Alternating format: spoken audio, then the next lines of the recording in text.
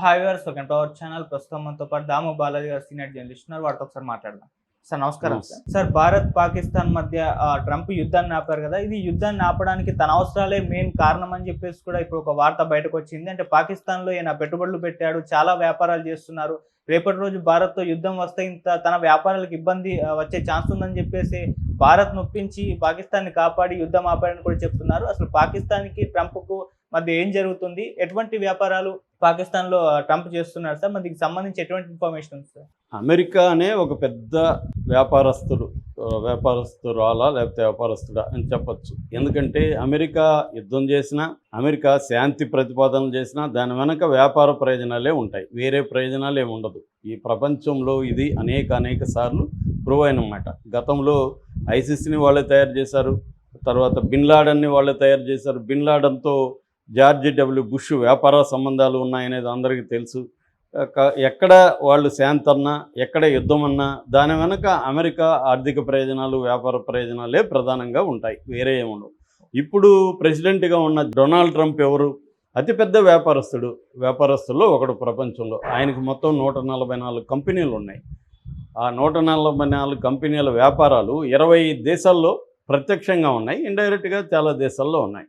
ప్రత్యక్షంగా ఇండియాతో సహా 25 దేశాల్లో ఆయన ట్రంప్ కంపెనీలు 144 కంపెనీలు ప్రత్యక్ష వాటా కలిగి ఉన్నాయి. ఇప్పుడు ఒక కొత్త వార్తని టైమ్స్ ఆఫ్ ఇండియా గ్రూపు బయటికి తీసింది. దాని మీద నేను కొంత రీసెర్చ్ చేశాను వివిధ సోర్సెస్లో.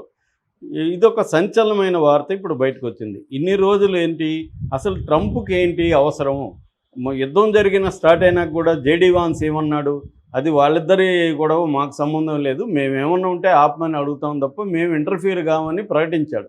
24 గంటలు కాకముందే ట్రంప్ యుద్ధ విరమణ జరిగింది, కాల్పుల విరమణ జరిగింది, సీజ్ ఫైర్ జరుగుతుంది, దీనికి మేము మధ్యవర్తిత్వం వహించిన దానికి మేము ఆనందిస్తున్నాము, అభినందిస్తున్నాము, అసాధారణమైన కామన్ సెన్స్, ఇంటెలిజెన్స్ చూపించారు 2 దేశాలు అని పొగిడాడు.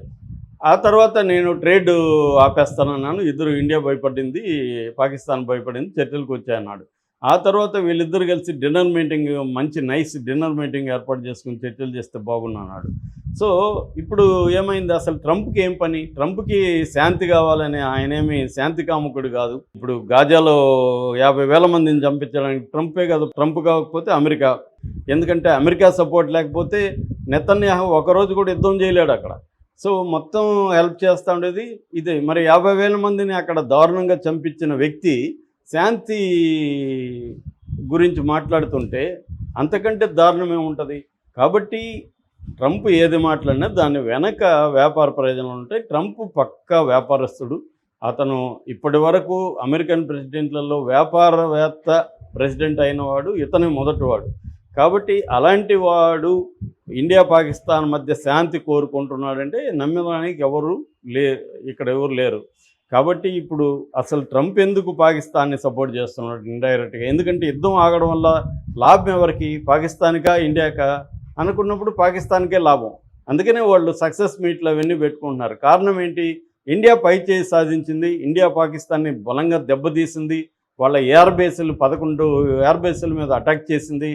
ఆ తర్వాత వాళ్ళ నూర్ఖాన్ ఎయిర్ బేసు, అదేంటంటే వాళ్ళ న్యూక్లియర్ ఫెసిలిటీకి దగ్గరగా ఉన్న ఎయిర్ బేస్, అది కిరణా హిల్స్ దగ్గరగా ఉన్న ఎయిర్ బేసు, దాని మీద చేసింది. దాంతో న్యూక్లియర్ ఇది కూడా, అంటే వాళ్ళ స్టోరేజ్ ఫెసిలిటీ కూడా డ్యామేజ్ అయింది అన్న వార్తలు వినిపిస్తున్నాయి.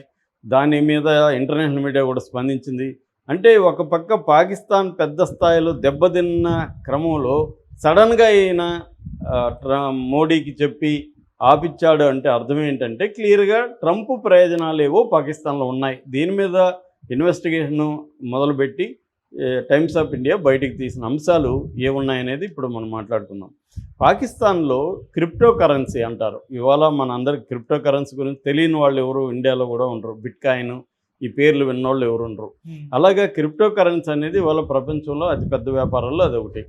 పాకిస్తాన్లో మొత్తం ప్రపంచంలో క్రిప్టో బేసిస్ అంటారు, క్రిప్టో బేసిస్లో పాకిస్తాన్ 9వ ప్లేస్లో ఉంది. అంటే పాకిస్తాన్లో క్రిప్టో వ్యాపారం అనేది పెద్ద స్థాయిలో జరుగుతుంది. మొత్తం ఈ క్రిప్టో కరెన్సీలో 2.5 కోట్ల మంది పాకిస్తాన్ ప్రజలు ఆల్రెడీ మెంబర్స్గా ఉన్నారు. పాకిస్తాన్ జనాభా ఎంత? 25 కోట్లు. అంటే దాదాపు 10% పైన పాకిస్తాన్ ప్రజలు క్రిప్టో కరెన్సీలో ఉన్నారు. దాదాపు $300 బిలియన్ వ్యాపారం ఇయర్కి యాన్యువల్గా బిజినెస్ జరుగుతుంది పాకిస్తాన్లో. ఇప్పుడు ఏమైందంటే పాకిస్తాన్కి ఒక పాకిస్తాన్ క్రిప్టో కౌన్సిల్ అని ఒక సంస్థ ఉంది. ఈ పాకిస్తాన్ క్రిప్టో కౌన్సిల్ సంస్థ ప్రభుత్వం నడుపుతుంది, పాకిస్తాన్ ప్రభుత్వం. ఇందులో 2024లో WLF అనే ఒక సంస్థ పెట్టుబడులు పెట్టింది. WLF అంటే వరల్డ్ లిబర్టీ ఫైనాన్షియల్స్ అనే సంస్థ. ఈ సంస్థ ఎవరు, ఎందుకు పెట్టింది అనేది విచారిస్తే ఆ సంస్థలో ట్రంప్ కొడుకులిద్దరు అంటే ఎరిక్ ట్రంప్, తర్వాత డొనాల్డ్ ట్రంప్ ద జూనియర్, వీళ్ళిద్దరూ ఉన్నారు. ట్రంప్ అల్లుడు జోరుడు కుష్నర్ కూడా ఉన్నాడు. సో ఇద్దరు కొడుకులు. వీళ్ళకి 60% దాంట్లో స్టేక్స్ అంటాం. అంటే దాంట్లో వీళ్ళ షేర్ ఎంత ఈ కంపెనీలో, WLF అనే కంపెనీలో వీళ్ళ ముగ్గురి షేర్లు, అంటే ఇద్దరు కొడుకులు అల్లుడు, వీళ్ళ ముగ్గురు షేర్లు 60% ఉన్నాయి. సేల్స్లో 75% వీళ్ళకి చెందుతున్నట్టుగా అగ్రిమెంట్ కూడా ఉంది ఆ కంపెనీలో. ఇప్పుడు ఆ కంపెనీ పాకిస్తాన్కి సంబంధించిన పాకిస్తానీ క్రిప్టో కౌన్సిల్లో పెట్టుబడులు పెట్టింది. ఎంత పెట్టిందంటే దాదాపు 300 కోట్లు ఇన్వెస్ట్ చేసింది ఆ కంపెనీలో ఇప్పుడు 2024లో.